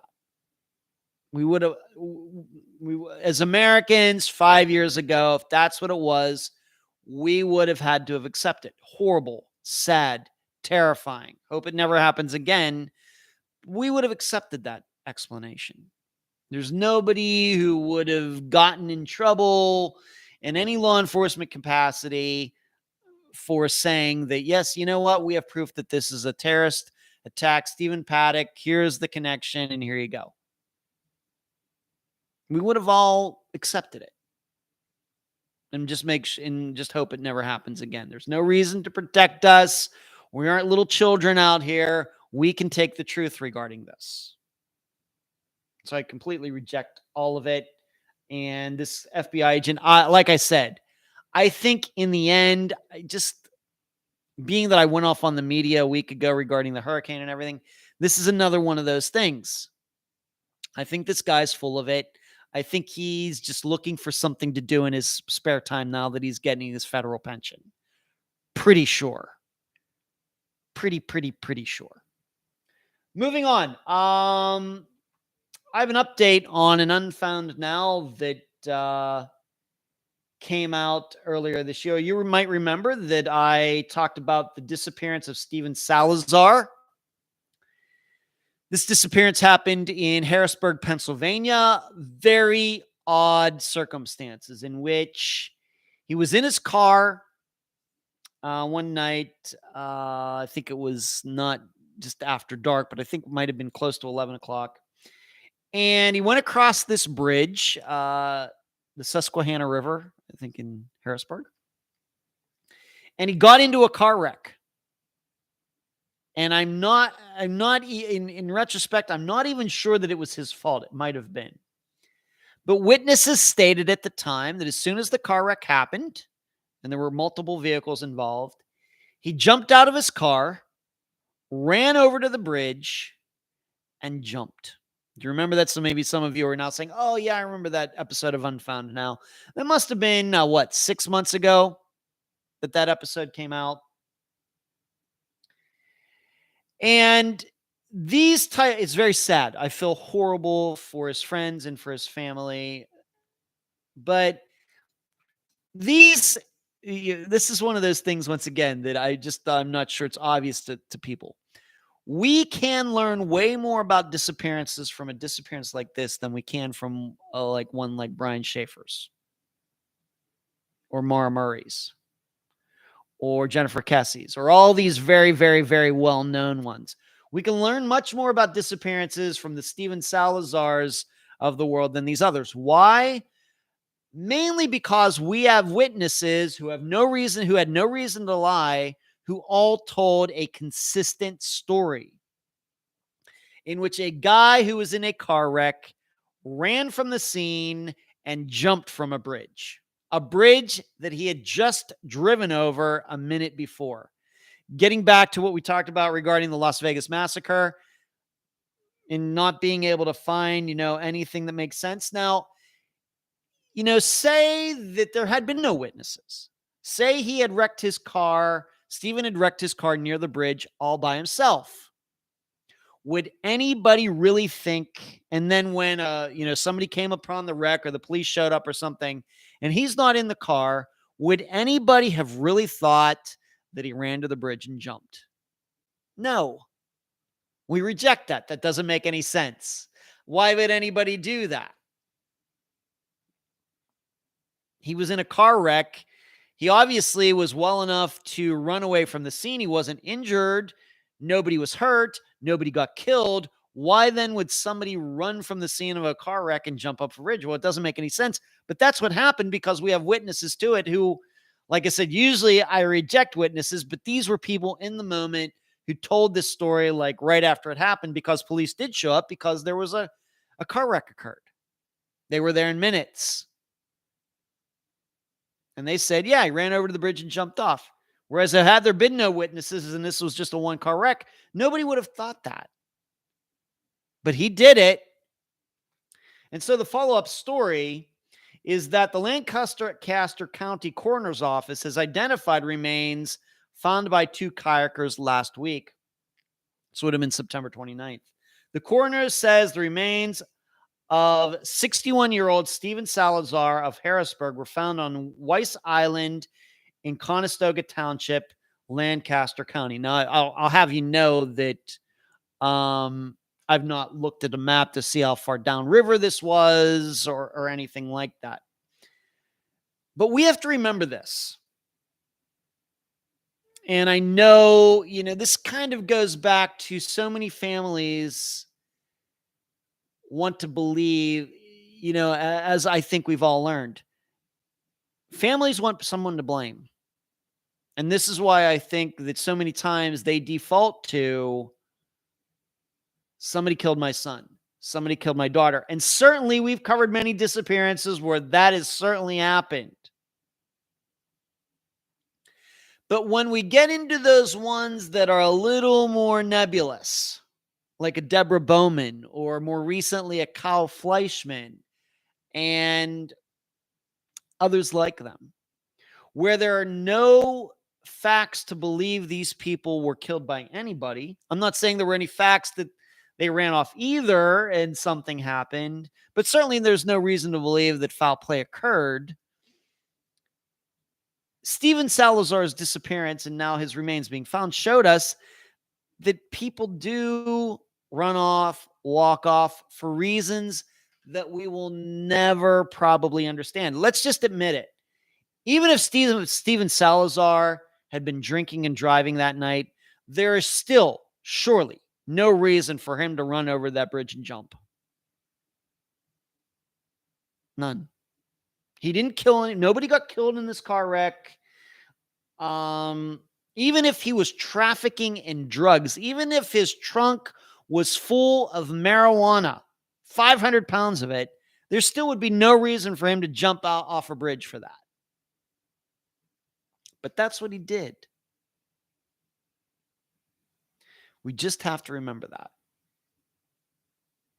And this is why, as I've continued to do Unfound after 6 years, it's probably why the walk-off scenario, or in this case, the runoff and jump scenario, comes into my mind a lot more than ever would have in the first few years. Simply because now that I'm really concentrating on disappearances and looking for all different kinds of them, when you're looking, you find these disappearances where these people ran off for no reason. This guy had just been driving his car. I don't know where he was coming from. I don't know where he's going. I think when I did map analysis, I theorized that maybe he was driving home from somewhere. He's headed home when he got into this wreck. That surely there's no good reason this person jumped. But he did. This kind of goes like with Holly White's disappearance that we covered a couple months ago in New Mexico. Of course, the people who knew her best and her father, and dare I say it, even the guest, the private investigator who was hired by her family to look into this, they all reject the idea that she would have gone to that bridge and jumped. Now, I will tell you that's what I think. That's what I told the guest. But this just shows you that these things happen. And the way I think I know Stephen Salazar, what I learned about him at the time when I did that Unfound Now, and then comparing it to Holly White and what she was going through, moving and taking money out, taking out loans, and, going to be moving to a new city. And it seems to me, even though she was married, she was seeing other men and all this. She certainly had more of a reason to jump off the bridge than Stephen Salazar did. So if Stephen Salazar jumped off the bridge, doesn't it even then make it more likely that Holly White did too? So this is why I continue to say these types of disappearances that, as we know, don't get a lot of play in the news, don't get a lot of coverage.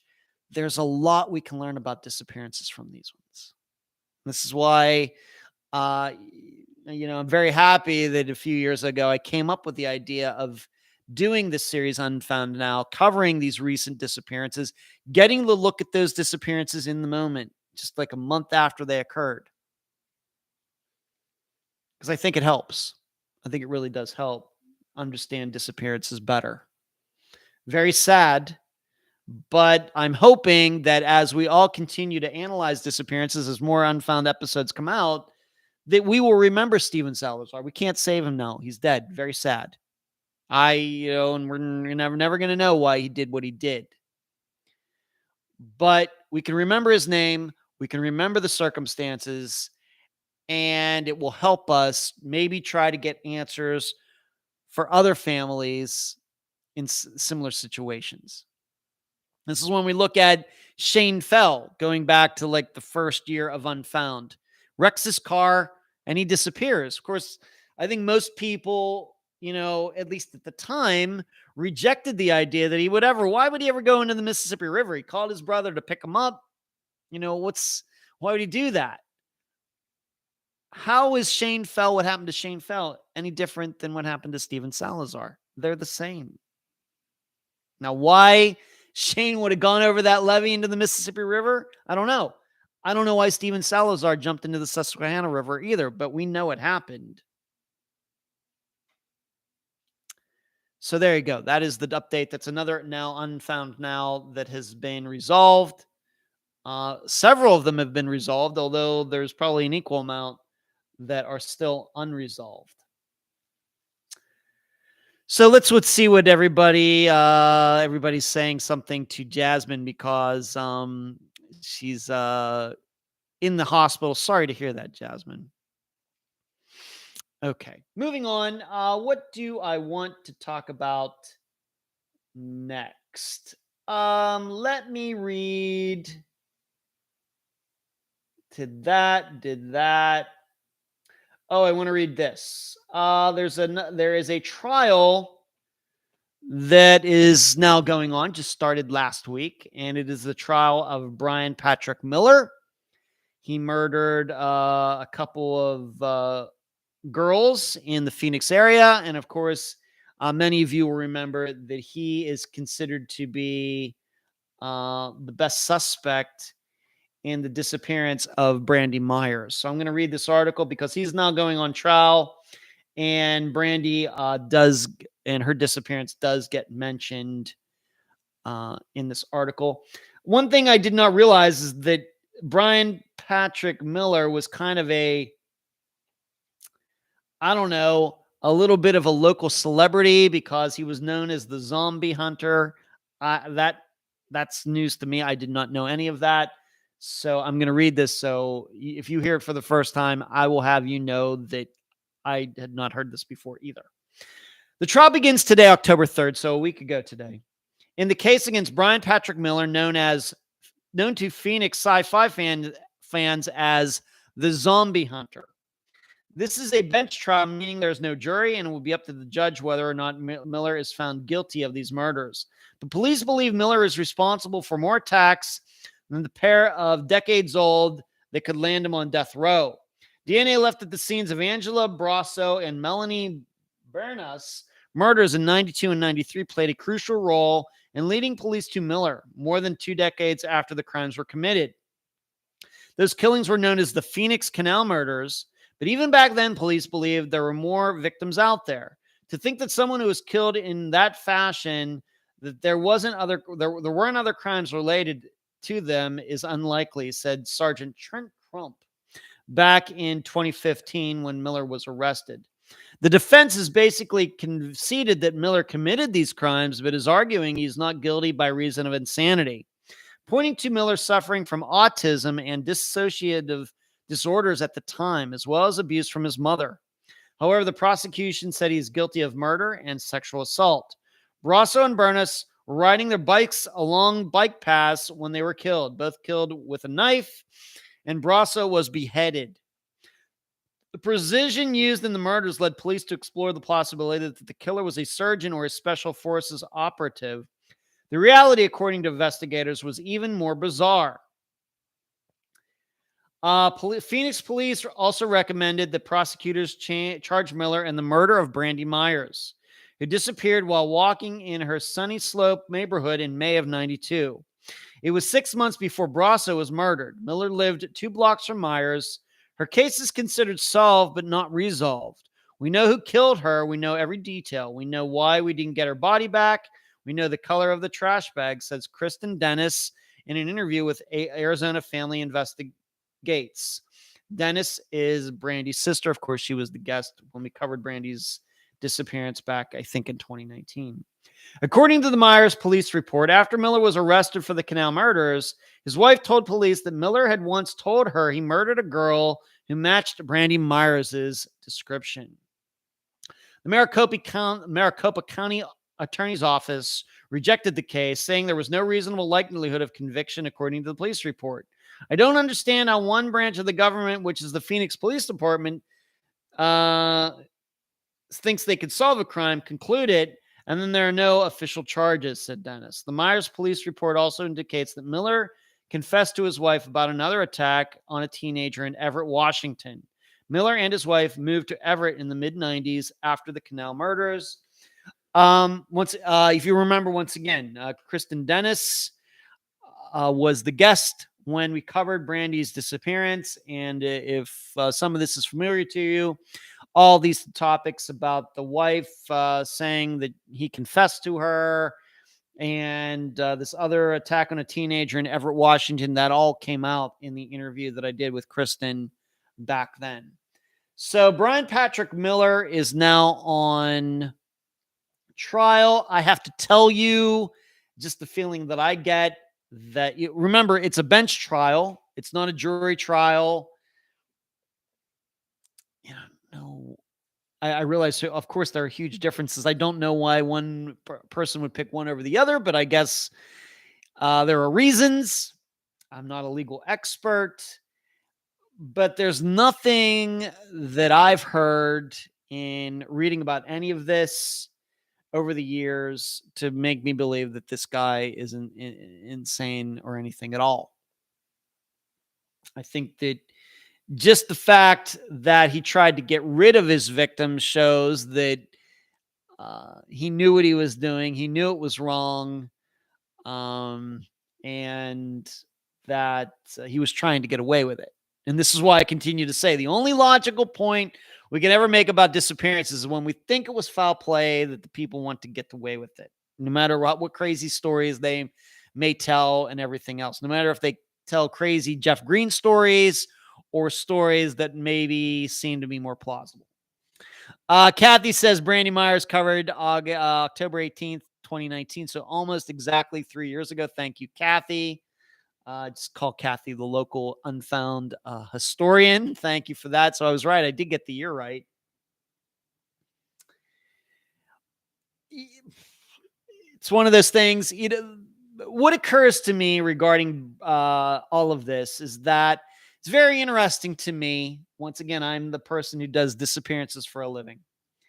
That why the 2 girls were found and Brandy wasn't. It's always going to be an odd situation to me. I think that as long as I do Unfound, it's always going to be weird when we discover maybe a suspect has caused other disappearances or murders. Why did the missing person who got covered on Unfound, why has that person not been found? But all of these other victims were from the same suspect. Could it be being that these 2 other girls were found in the canal? Could it be that at the time Brandy was murdered by this guy, that there was actually water going through the canal? Did they have some sort of rainy season, stormy season? He puts her in the canal, so she actually does get washed way downstream, whereas these other girls, the canal wasn't as high and didn't take them as far and didn't cover them up. I guess that's something that needs to be entertained. I don't know. I have not looked up what the rain situation was in Phoenix or for around the time of any of these murders. But we all know that Phoenix doesn't get much rain. It's like Las Vegas. I just made the joke a few days ago.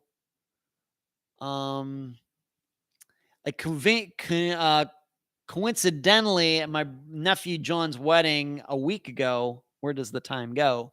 I coincidentally sat at the same table as a woman who now lives in Las Vegas. And she had moved there when I was still living there. And I made the joke to her. I said, I lived in Las Vegas for 13 and a half years. I think it rained 10 times. Phoenix is kind of the same way. Still, this might explain why Brandy wasn't found in the canal, but these other two were. Maybe it's worth somebody looking into all of that and see what kind of of course, wouldn't necessarily have to be rain.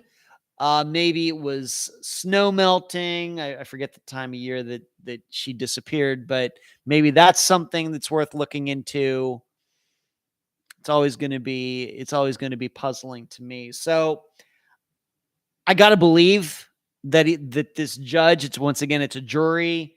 It's a bench trial. So the judge himself or herself gets the thumbs up or thumbs down on Brian staying a free man or not.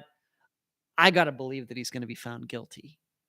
I just cannot imagine that a judge is going to buy into the idea that he did all of this because of some mental affliction or something. And dare I say it, that his lawyer is trying to attach his behavior because he has autism or dissociative behavior. I think regarding, I think it's a total slam at people who have autism.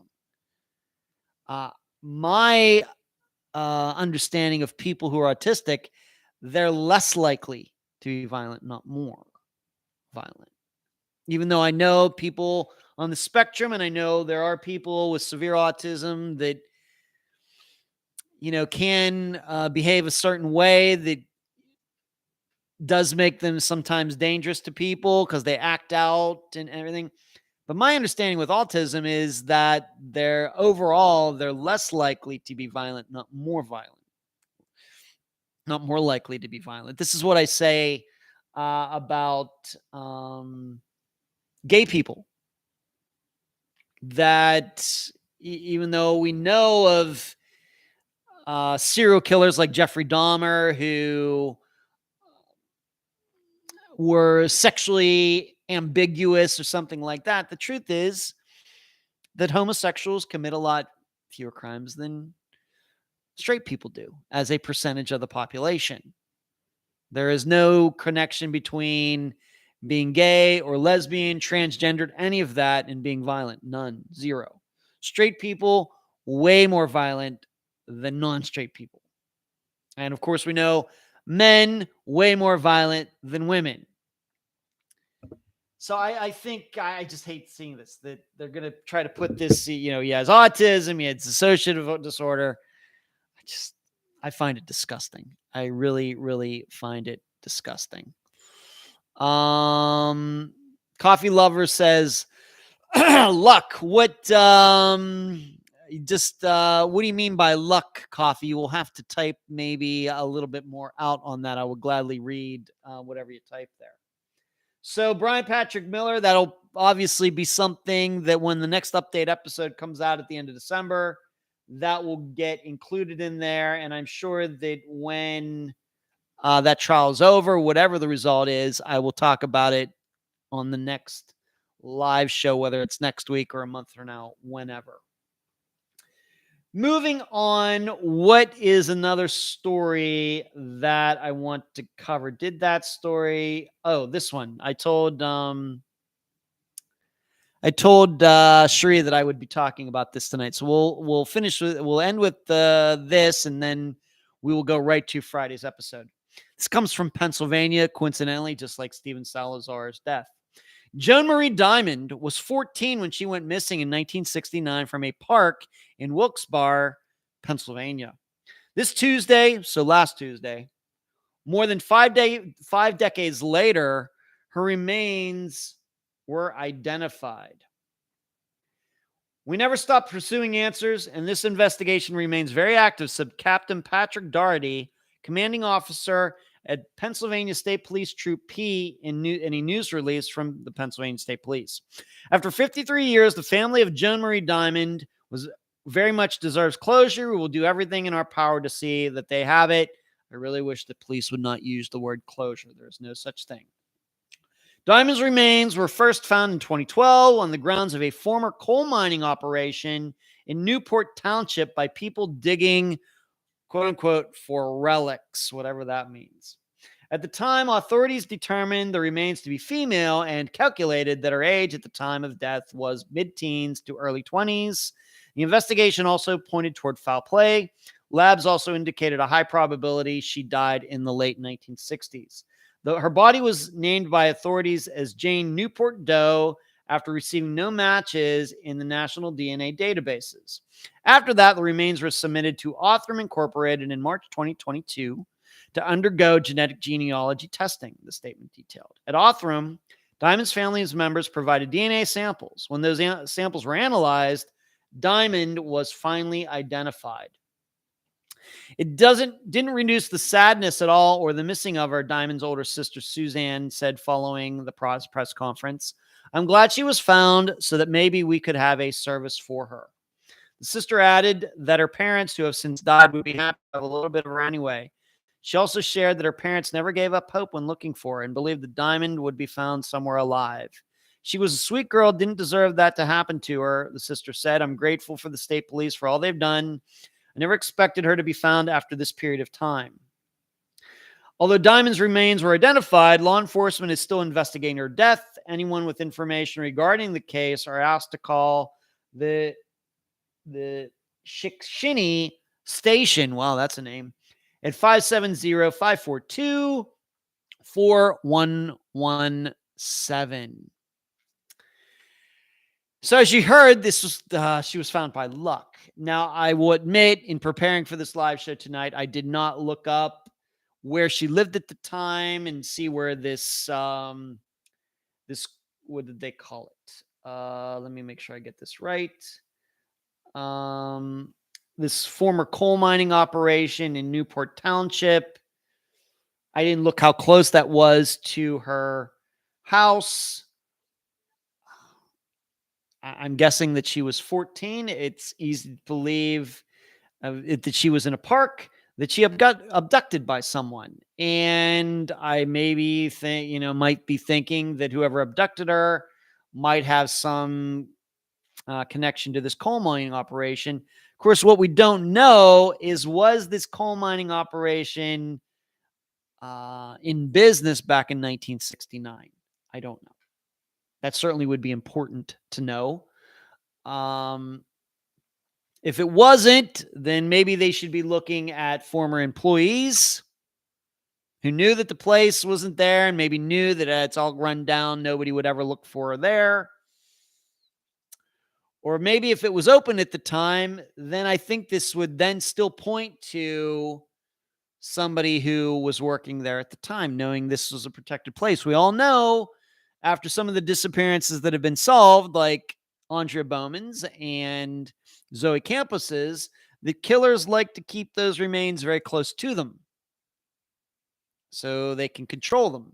And so somebody doesn't, by luck, happen upon them, which, of course, never would have happened in Zoe Campos's case, never would have happened in Andrea Bowman's case had history gone a little differently. So another one solved. A disappearance, I guess we could call it a murder at this point, that is even older than I am, is now solved. Of course, they're still looking for who might have done it. And let me go back, see what everybody's coffee says. People on the autism spectrum are easily manipulated. Coffee said they are used to taking instructions for others. Once again, I think this would lead me to believe that Brian Patrick Miller, if he even has autism, that would not cause him to be violent. I think that just stretch. I'm not convinced he has autism at all. I think he's just the bad guy. It concerns me that people with dissociative identity disorder get a bad rap. They're more likely to have other people do negative things to them than the other way around. Same with autism. Actually, I agree with you. The coffee says the girls being found by luck, yes, versus girls not being found. Luck as to deceased bodies being found. Yeah. As you know, Coffee, I've said this many times. If we're going to rely on luck to solve disappearances, a lot of disappearances are going to remain unsolved for entire history of the world. Shree says, I sent it because of your connection to PA and the Tribune work you did. Well, I appreciate that, Shree. Yes. Thank you. I will have to admit, you start getting over into the Harrisburg area of Pennsylvania. It's almost like a different country to me. When I lived in Pennsylvania, except for having to drive through Eastern Pennsylvania to get to New Jersey, really did not have a lot of experience with Eastern Pennsylvania. You get me over past like Johnstown or Altoona, getting towards State College area, I just got no idea what's going on over there. Whereas Western Pennsylvania, the whole way down to West Virginia, the whole way up to New York or up to Lake Erie, I know that area pretty well. Shree says, just read another article today where genealogy DNA was able to identify a Jane Doe and her killer for the first time. Usually it's one or the other, but not both. Shree says, rising fawn doe. I don't know anything about that, Shree. Maybe send me something. I can talk about it next week. All right, let's finish this live show up. Shree says, hi, I feel the same way about North and West Texas. Yeah, Shree is from Eastern Texas. And really, I don't know anything about Texas.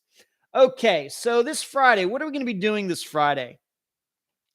Given that I was on this trip for 5 days and could not get as much work done as I usually do, I had decided, and I knew I was going to be going on this trip for about a month now, and I had resolved that this coming Friday would be a revisited episode.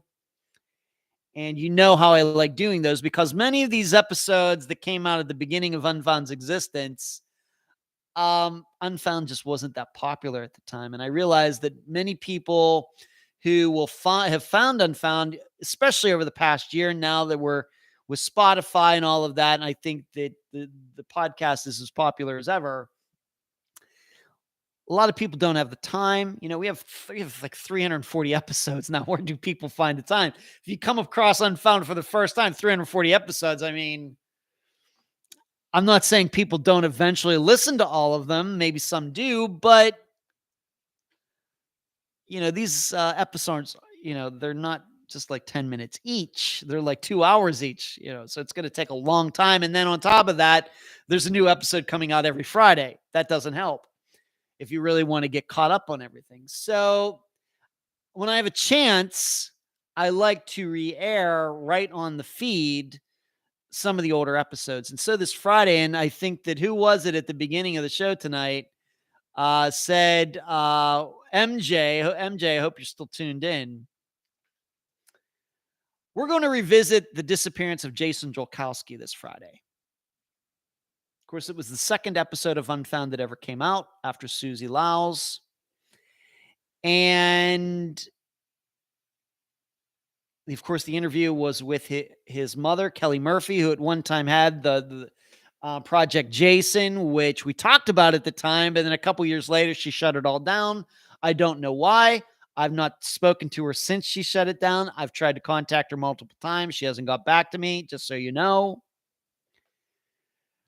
But you know that I'm not a big fan of superlatives. I get this question at every university talk I've done so far. They ask me, well, what is that disappearance that really, you know, sticks out of mind? Which is the one that keeps you up at night? Which is the one that haunts you? And you know, that's not how I think about these things. However, even I can admit that some of these disappearances are more mysterious than others. On some of them, we know what happened. It's just hard time proving it. As I mentioned earlier, Angela Green is a very good example. There are many that are very good examples. And then there are the ones where you're just not sure. So I realize that even though I don't do superlatives on Unfound, I can admit that some of them are more mysterious than others given the facts. And despite Jason's episode being that the second one Unfound ever did, to me, it still continues to be one of the most mysterious. if not the most mysterious one that Unfound has ever covered. To me, much more mysterious than Brian Schaefer's, much more, dare I say it, much more mysterious than Tom Brown's. Because really, with Jason Jokowski, it seems like anything is on the table. Everything, anything. Broad daylight, walking a half mile, good kid, walking in his neighborhood, going to meet a coworker, never shows up, never seen again. We just don't have many of those. Despite us now on episode or disappearance like 270, we don't have too many of those. Yes, Kyle Fleischman, certainly, but he's out in the town. He's drinking a little bit. He's in a downtown area in the middle of the night. Same way with Justin Gaines. Maybe some of the women that we've covered who kind of were out and went missing. Nothing like this in broad daylight. And sometimes, we get drugs involved. We get drinking involved. There's a bad relationship, in there somewhere with many of these disappearances. With Jason's, we have none of that. And to me, that's what makes his disappearance so mysterious, so compelling, even over 6 years later. So we're going to revisit it. I'm going to play the original interview that I did with Kelly. Going to have new commentary at the end. Really not sure what I'm going to be doing about the beginning. Probably the opening will be a little bit different. And of course, I'll have all the Unfound news and everything in there. But we are going to revisit it. We're going to put it back on the map all these years later. And I will have a new commentary at the end, new summation, just talking about